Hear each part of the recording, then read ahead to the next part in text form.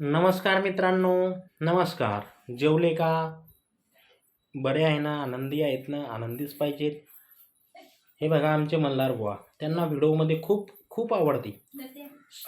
Video म्हणलं की त्यांना खूप असं म्हणजे मजा वाटते. तर मला सांगा, तुमचं वजन वाढत नसेल, ज्यांचं वजन वाढत नसेल तर त्यांना सोपा इलाज सांगतो.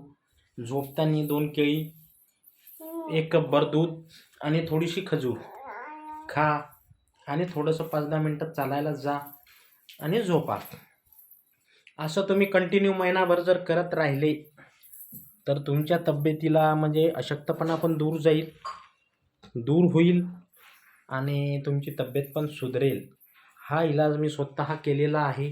ना डॉक्टरांच्या गोळ्या खाण्याची गरज आहे, ना कोणती पावडर पिण्याची गरज आहे, ना कुठलाही व्यायाम करायची गरज आहे. न व्यायाम करता फक्त 5-10 मिनटं चालायचं, तेवढं तर शरीराला 10-15 मिनटं व्यायाम असायलाच पाहिजे. तर केळी, दूध आणि खजूर हे खा. याचा तुम्ही एक करून बघा, खाऊन बघा. कसं वाटते ते मला कमेंटमध्ये सांगा. तुम्ही 10-15 दिवसात तुमच्यामध्ये जर चेंजेस नाही झाले तर मला कमेंटमध्ये सांगा.